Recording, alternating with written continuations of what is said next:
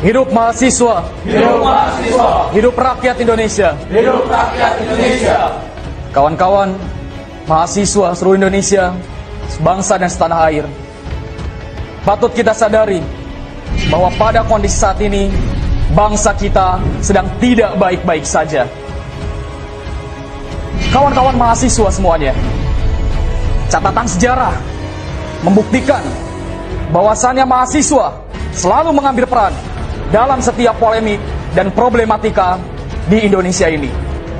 Diamnya mahasiswa adalah bentuk pengkhianatan terhadap tanggung jawabnya sebagai social control. Diam atau bergerak, mahasiswa akan terus dipandang kritis dan juga dipandang salah. Dan kita akan putuskan bahwasannya kita akan terus bergerak, kawan-kawan semuanya. Oleh karena itu, saya Muhammad Nurdiansyah atas nama Aliansi BEM seluruh Indonesia mengajak kepada seluruh kawan-kawan mahasiswa seluruh Indonesia.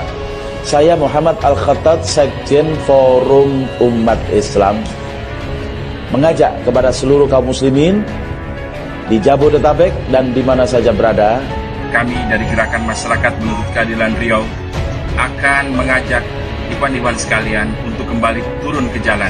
Iwan apabila sekalian, alhamdulillah kami dari Gerakan Pemuda Jakarta mengundang dan menyuruh hadirilah dan siarkanlah.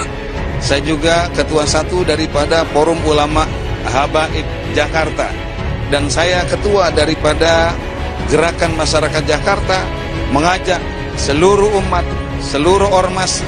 Jadi kepada seluruh umat Islam dan rakyat Indonesia semuanya, saya mengimbau untuk hadir, ikuti, jadilah bagian dari perubahan kebangkitan Indonesia yang tercinta. Mari kita bergerak untuk bersama-sama para alim ulama, para habaib, para pimpinan ormas Islam. Kita besok bareng-bareng kita menuju gedung DPR MPR Senayan, Jakarta, untuk kita berkumpul bersama-sama.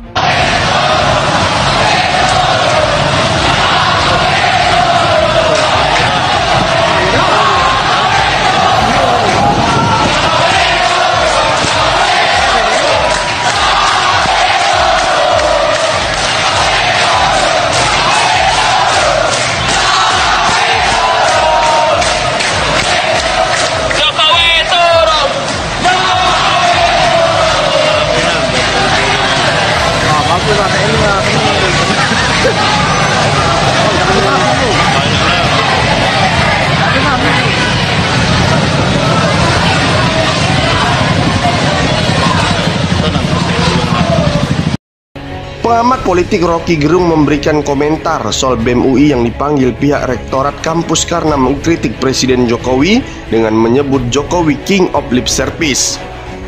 Rocky mengatakan saat ini ada sesuatu yang tak utuh lagi di UI. Menurutnya, UI jadi wadah untuk mengadalikan pikiran. Sekarang UI jadi tempat untuk mengadili pikiran, ucap Rocky Gerung dalam kanal YouTube-nya. Rocky Gerung pun kemudian mengomentari tanggapan pihak Humas UI yang mengatakan pemanggilan BEM UI karena situasi darurat. Sebetulnya yang merasa darurat itu pemimpin-pemimpin UI. Mereka negatif COVID tapi positif stupid. Menurut Rocky, para pimpinan di UI memaksakan untuk memanggil anak-anak muda yang sedang berpikir dengan memberikan kritik kepada kekuasaan. Mahasiswa ini ada di belakang Emil Salim, ada di belakang Faisal Basri.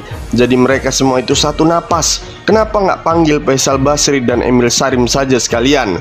Rocky pun mengatakan Faisal Basri dan Emil Salim merupakan sivitas akademika UI yang beberapa kali mengkritik Jokowi. Namun, UI tak memanggil kedua tokoh tersebut. Malah pimpinan UI hanya berani menyalahkan mahasiswa. Kalau mahasiswa mengkritik diancam, coba panggil Pak Emil Salim atau Pak Faisal Basri. Apa berani itu rektor? Begitulah yang disampaikan oleh Rocky Gerung. Sejumlah lembaga mahasiswa yang tergabung dalam gerakan Bersihkan Indonesia menggelar aksi teatrikal di depan gedung Komisi Pemberantasan Korupsi atau KPK. Gerakan itu merupakan rangkaian dimulainya Pekan Melawan. Juru bicara Bersihkan Indonesia Asep Komarudin mengatakan, aksi itu menyampaikan keluhan rakyat Indonesia yang jengah dengan pemerintahan oligarki, bahwa rakyat akan terus lantang menyuarakan korupsi adalah musuh utama bangsa. Aktivis dari Greenpeace Indonesia itu menyatakan pihaknya juga menjejerkan kasus-kasus korupsi mangkrak yang melibatkan aktor utama di partai politik. Kasus korupsi itu membentang dari sektor pertambangan atau minerba, kehutanan, sumber daya alam, KPK hingga bantuan sosial COVID-19 dan ekspor benur. Upaya pelemahan KPK ini akan makin memperburuk integritas KPK sebagai lembaga anti korupsi di negeri ini. Tidak hanya itu, kerusakan lingkungan khususnya yang berkaitan dengan alih fungsi lahan akan menjadi-jadi, karena salah satu celah korupsi adalah saat kepala daerah memberikan atau memperpanjang izin kepada perusahaan untuk membuka lahan. Ini merupakan bagian dari praktik state capture corruption, kata Asep. Dia juga menilai represi di zaman Presiden Jokowi makin merajalela.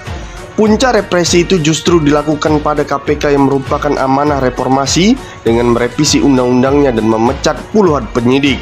Meski rakyat, akademisi, mahasiswa, buruh, dan tokoh agama di negara ini telah memperingatkan dengan suara lantang, tetapi Jokowi memilih diam. Itu berarti setuju pembunuhan lembaga anti rasuah tersebut.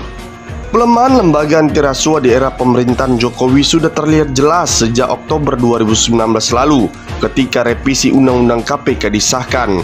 Kala itu meskipun memicu sejumlah aksi penolakan masif di berbagai daerah termasuk Jakarta, undang-undang tersebut tetap disahkan. Usaha pelemahan itu kemudian makin nyata dengan diangkatnya Firly Bahuri sebagai Ketua KPK. Padahal Firly Bahuri pernah dinyatakan melanggar kode etik ketika menjabat sebagai Deputi Direktur Penindakan KPK. Selain itu, survei yang dilakukan oleh Indikator menunjukkan jika mayoritas publik cenderung setuju atau sangat setuju bahwa saat ini warga makin takut menyuarakan pendapat. Hasil survei tersebut dapat menunjukkan realita yang terjadi saat ini. Menurut Ketua BEM UI, Leon Alpinda Putra, jika menyampaikan pendapat yang mengkritik pemerintah melalui media sosial, maka Undang-Undang ITE siap mengancam. Jika menyuarakan pendapat melalui aksi, benturan represif dari aparat kepolisian sulit untuk dihindari. Bahkan, kini kebebasan berpendapat di kampus kerap diberangus. Pola-pola seperti ini tidak boleh dibiarkan. Pembungkaman berekspresi tidak boleh mendapat tempat di negara demokrasi. Pembungkaman ekspresi yang terjadi di kampus-kampus, sosial media hingga demonstrasi adalah bentuk penurunan kualitas demokrasi. Jika negara tidak kunjung memperbaiki, makanya ada satu kata, lawan, tegas dia. Koordinator BEM Sekalsel Rinaldi menambahkan, pihak berwajib tidak menjunjung tinggi hak warga negara yang menyampaikan aspirasinya. Mereka memperlakukan orang yang berdemonstrasi layaknya penjahat, seakan-akan demonstrasi merupakan tindakan terlarang. Jika menyampaikan aspirasi merupakan tindakan kriminal, lalu dengan cara apa penguasa dapat mendengar? Terima kasih sudah menonton video ini. Semoga informasi yang kita suguhkan bermanfaat untuk kita semua. Dan jangan lupa untuk di like, share, dan subscribe ya. Terima kasih.